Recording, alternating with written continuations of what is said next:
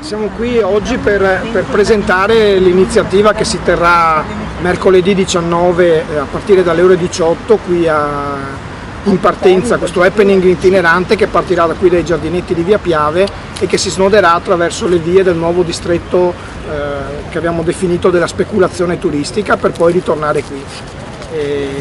Non è un caso che qui ci sia appunto un Monopoli, perché l'iniziativa l'abbiamo chiamata La città che vogliamo contro i monopoli della speculazione turistica, perché metteremo in scena una vera e propria partita di monopoli in cui davvero ci saranno due coppie che si sfideranno, diciamo, appunto, chi per il percorso, diciamo, della città che vogliamo, chi invece sul fronte della speculazione turistica. Sarà molto creativo e coreografico, ma ha il senso anche di voler spiegare davvero quali sono i due percorsi che sono in concorrenza in questo momento nella pianificazione urbanistica della città e nel futuro della città stessa. Noi crediamo che il tema della monocultura turistica sia davvero uno dei problemi centrali che la nostra città si sta trovando ad affrontare e che non si può delegare completamente a un mercato selvaggio senza regole il fatto di fare delle scelte che invece competono a un'amministrazione lungimirante con il coinvolgimento fondamentale della cittadinanza. Quello che sarà la Mestre e la Venezia del domani si stabilirà anche sulla base di come si vorrà affrontare questo. Nel passato, soprattutto la terraferma ha vissuto già due grandi esperienze, come dire, negative. Il primo è il famoso sacco, il sacco storico di Mestre degli anni 60, che ha contribuito a stravolgere quella che era una piccola cittadina e a farla diventare la città di adesso. Solo grazie all'intervento lungimirante e alle pezze lungimiranti messe da figure importanti per la nostra città come quella di Gaetano Zorzetto si è riusciti negli anni 80 e negli anni 90 a cercare di ridare a Mestre un senso di città compiuto. Il secondo sacco, di cui ancora subiamo gli effetti, invece è quello dell'apertura dei centri commerciali, che hanno invece svuotato il centro cittadino di molte delle sue funzioni commerciali e hanno iniziato un lento percorso di desertificazione appunto delle attività commerciali del centro. Da questo non ci siamo ancora ripresi e adesso immaginare che le prossime trasformazioni urbanistiche di una delle parti fondamentali della nostra città, a cavallo della stazione, quindi tra la zona qui di Mestre Sud, diciamo, e di Marghera, debbano essere delegate a un mercato che ha solo l'interesse di lucrare e di costruire rendita sul grande tesoretto, diciamo, della gallina delle uova d'oro del turismo che vuole invadere la città storica di Venezia, crediamo sia un errore strategico madornale. Le scelte che sono state fatte da questa amministrazione, in continuità con dei disegni che già nelle precedenti amministrazioni c'erano, ma portati, diciamo così, all'esasperazione, non parlano di quelle che sono le necessarie trasformazioni di cui quest'area avrebbe bisogno, a partire appunto da una riqualificazione vera della stazione, ma parlano solo di utilizzare queste necessità per far passare invece operazioni commerciali, operazioni immobiliari che hanno la sola funzione di regalare ulteriormente pezzi della città alla speculazione immobiliare sul fronte appunto del turismo. Per questo motivo Quartieri in Movimento ha lanciato nelle scorse settimane un'assemblea pubblica aperta invitando decine di associazioni della terraferma e del centro storico, e a partire da questa ci siamo trovati in linea con tante realtà che hanno subito aderito al nostro appello per lanciare questa iniziativa che vuole essere certo scherzosa, ma vuole portare all'attenzione di tutti in città e non solo quello che è il tema appunto che secondo noi è principale. C'è un altro aspetto, aggiungo proprio una cosa al volo su quello che diceva Franz adesso, che è un aspetto che di questo, come dire, sviluppo che sta avendo la città parliamo in termini soprattutto anche di costi sociali. Pensiamo al problema che la monocultura del turismo porta rispetto alla questione, ad esempio, della possibilità di accedere per i residenti al mercato della casa, cioè è sempre più difficile trovare affitti perché la maggior parte delle persone preferiscono metterle sui portali tipo Airbnb, cioè come è successo a Venezia in questi anni, a me sta succedendo in maniera rapidissima. Però c'è un altro problema, che sono i costi ambientali che ha questo tipo di sviluppo, nel senso che noi siamo stati sabato alla grande manifestazione che c'è stata a Venezia contro le grandi navi, contro l'ingresso delle grandi navi nella laguna. Una manifestazione che ha visto oltre 10.000 persone, di cui migliaia provenienti dalla terraferma. Però quella manifestazione poneva proprio un punto che non era solo legato alla questione delle grandi navi, ma le grandi navi incarnano un sistema di sviluppo che è insostenibile per questa città. Noi non possiamo pensare che in nome del profitto, in nome del lavoro, si cementi, si decida di inquinare maggiormente. Una grande nave inquina come 14.000 automobili. Noi non possiamo pensare che tutto il ricatto del lavoro, e lì ci sarebbe appunto, come si diceva prima, deve capire che lavoro, noi sacrifichiamo la salute dei cittadini, e questa cosa succede anche sul cemento. Le cubature che ci saranno tra Marghera e Mestre, ad esempio nella zona della stazione che ci sono state via Camarcello, ci dimostrano che questa città purtroppo sta andando in controtendenza con quello che succede nel resto del mondo, dove invece si ripensa alle città anche alla luce dei cambiamenti climatici, del rischio ambientale. In questa città invece si predilige lo sviluppo del mattone e del cemento, e questa cosa è una cosa che pagheremo in termini di salute, pagheranno tutti i cittadini. Quindi questo è anche l'altro aspetto importantissimo della battaglia che stiamo facendo, e di cui l'iniziativa del 19 è un primo passo, è la prima cosa che viene fatta qui a Mestre su questo argomento, è un punto di partenza, non è sicuramente l'arrivo di questa mobilitazione.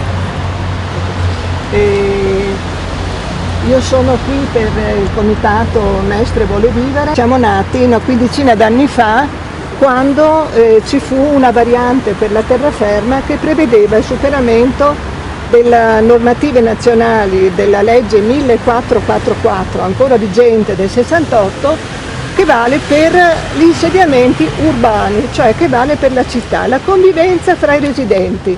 Ci fu il superamento di questa legge con una variante.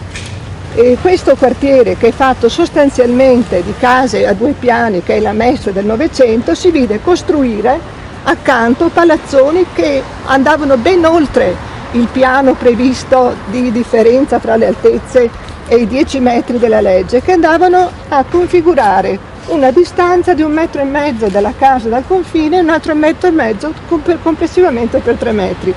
Ci furono dei ricorsi al TAR, questi ricorsi al TAR ebbero seguito, furono vinti anche al Consiglio di Stato e furono bloccate le licenze.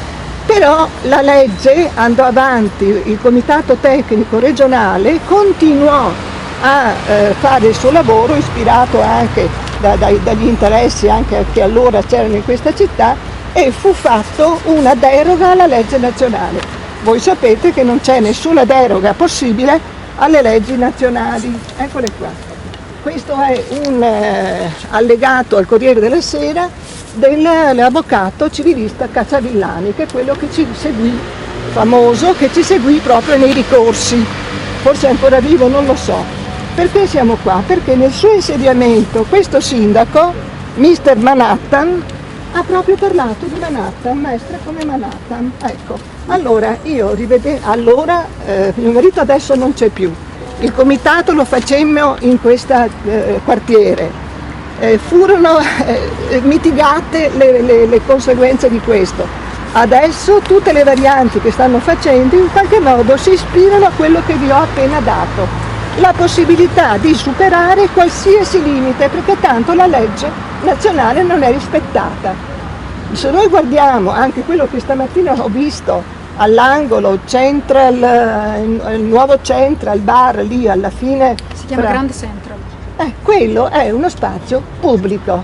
Io stamattina sono andata a prendere un caffè con un'amica in carrozzella e abbiamo trovato che non è che si va avanti, si indietreggia, ostacoli dappertutto. Guardate, ho le foto, poi ve le mostro, ostacoli eccetera. Quello è uno spazio pubblico di tutti.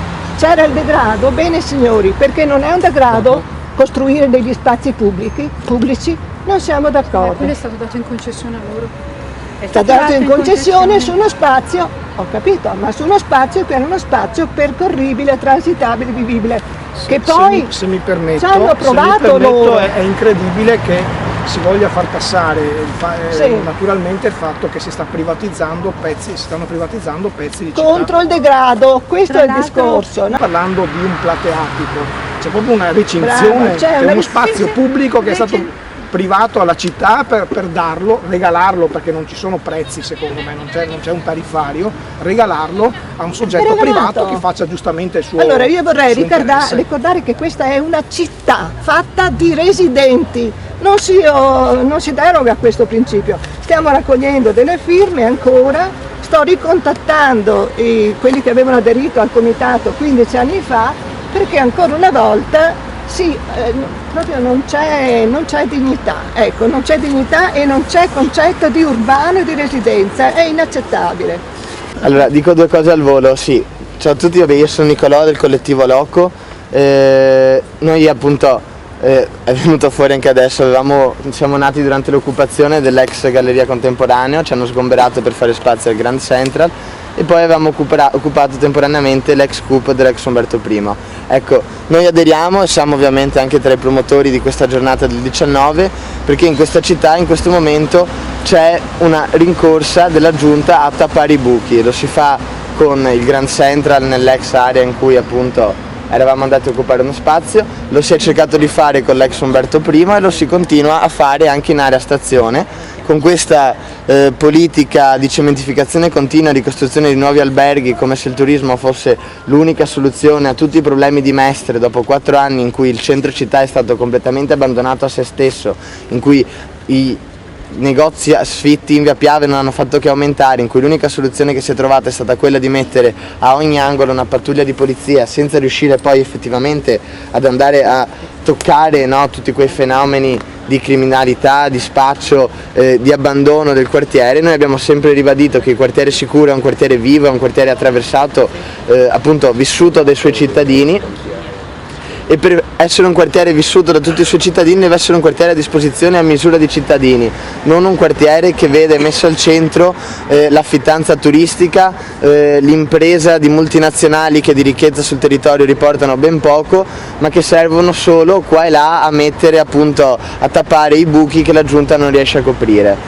Franz lo diceva giustamente prima, non si può pensare che le istituzioni pubbliche risolvano le problematiche della città cedendo spazi di sovranità, spazi che sarebbero spazi di tutti, del comune, che il comune dovrebbe avere il ruolo in primis in quanto appunto istituzione di tutelare, di sviluppare e di mettere a disposizione di tutti i cittadini. Continuare a cedere e a svendere non è mettere a disposizione della cittadinanza. Questo è quello che noi continueremo a ribadire anche nella giornata del 19, in cui speriamo che ci sia una grande partecipazione. Abbiamo rivisitato un po' il tabellone del Monopoli, non giocheremo con questo piccolo, ma ci sarà un grande tabellone Ok. che in maniera itinerante verrà aperto e con cui giocheremo, diciamo, da un punto per spiegare come intendiamo noi.